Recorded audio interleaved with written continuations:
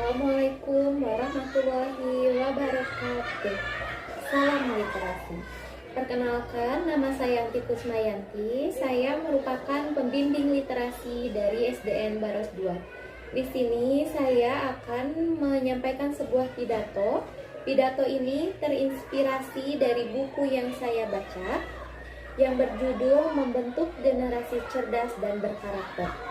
Pengarangnya Wahyudi Jaja, penerbitnya PT Maraga Borneo Tarigas, tahun terbit tahun 2011, dan jumlah halaman 57 halaman.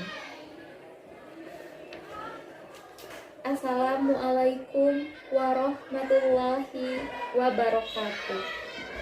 Bapak, Ibu, orang tua siswa yang saya hormati, pertama-tama marilah kita panjatkan puji dan syukur atas kehadirat Allah Subhanahu wa Ta'ala. Karena berkat rahmat dan ridhonya kita bisa berkumpul dalam acara sosialisasi ini. Tak lupa sholawat serta salam semoga tetap tercurah limpahkan kepada Nabi besar Muhammad Sallallahu Alaihi Wasallam, kepada para sahabatnya dan keluarganya.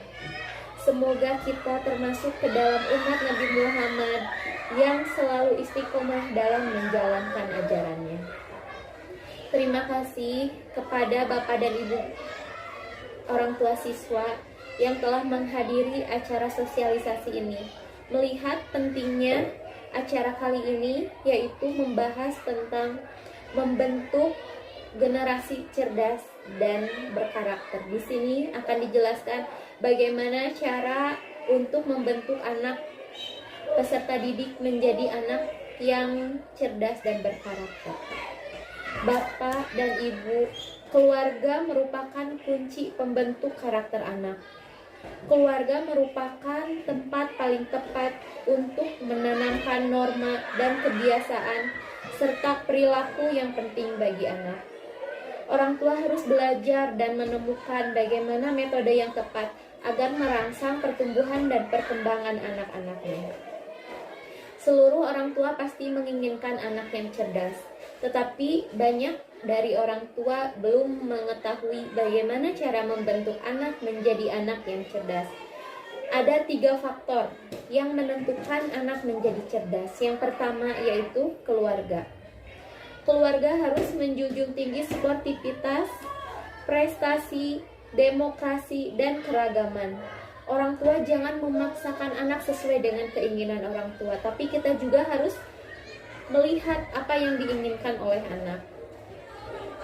Jika orang tua memaksa anak untuk mengikuti keinginannya, itu akan menyebabkan suatu permasalahan, yaitu akan terjadi frustasi pada diri anak. Yang kedua yaitu teman sebaya. Saat anak bermain dengan temannya, anak akan berkenalan dengan beragam konsep sosial yang penting bagi kehidupannya kelak. Saat bermain, anak akan berkompetensi, toleransi, adaptasi, bahkan berempati dan bersimpati. Kemampuan anak untuk hidup dalam keragaman akan tereksplorasi. Faktor yang ketiga yang menentukan kecerdasan anak yaitu sekolah. Sekolah adalah wahana tempat anak dibimbing secara lebih terstruktur dan sistematis. Praktik pembelajaran di sekolah harusnya mengutamakan otak kanan anak dan juga otak kiri. Jadi tidak hanya otak kanan saja yang dilatih, tetapi otak kanan dan juga otak kiri anak. Mendidik anak bukan hanya memberikan ilmu pengetahuan kepada anak, tetapi juga harus membentuk karakter anak. Dan yang lebih penting adalah mempersiapkan anak untuk menghadapi tantangan dunia yang akan datang, dunia di masa depan, yang akan menjadi ajang hidup mereka nantinya. Dalam membentuk karakter anak, ada 5 hal yang perlu diperhatikan oleh orang tua ataupun pendidik. Yang pertama yaitu keteladanan. Orang tua dan pendidik harus menjadi teladan bagi anak. Orang tua dan pendidik harus menunjukkan sikap-sikap yang baik di depan anak, sehingga anak nantinya akan meneladani dan mengikuti apa yang dilakukan oleh orang tua, dan pendidiknya. Yang kedua yaitu pembiasaan, etika, sopan santun, kebersihan, kedisiplinan, keberagaman, dan solidaritas sosial hanya akan efektif apabila dibiasakan dari sejak dini. Jadi tidak dalam waktu yang singkat untuk membentuk pembiasaan kepada anak, tetapi harus dilakukan sejak anak berusia dini. Dalam pembiasaan ini bisa menerapkan metode reward and punishment. Kalau anak melakukan kebaikan, orang tua atau pendidik bisa memberikan pujian atau hadiah kepada anak. Tetapi sebaliknya, jika anak melakukan hal yang buruk, maka orang tua dan pendidik harus memberikan hukuman atau punishment yang mendidik. Yang ketiga yang harus diperhatikan dalam pembentukan karakter anak yaitu nasihat. Ketika anak melakukan kesalahan, maka nasihat bijaklah yang dibutuhkan oleh anak. Jika menggunakan kekerasan, nantinya akan berakibat membentuk anak menjadi anak yang antipati atau anak yang bisa jauh dari kita.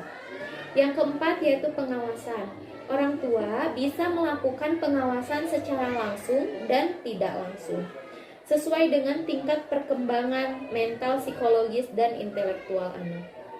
Pengawasan yang terlalu ketat akan mengurangi kebebasan anak dalam mengeksplorasi kemampuan dan potensi yang ada di dalam dirinya. Yang terakhir yang perlu diperhatikan dalam pembentukan karakter anak yaitu hukuman. Hukuman yang diterapkan kepada anak semestinya bertahap, dimulai dari nasihat yang baik atau yang halus, kemudian teguran, kemudian undangan orang tua, skorsing bila perlu, atau bila keterlaluan bisa menggunakan tindakan yang tegas. Mungkin itu saja pidato yang dapat saya sampaikan tentang bagaimana membentuk anak menjadi anak yang cerdas dan berkarakter. Sekian dari saya, mohon maaf apabila ada kesalahan dan kekurangan. Wassalamualaikum warahmatullahi wabarakatuh.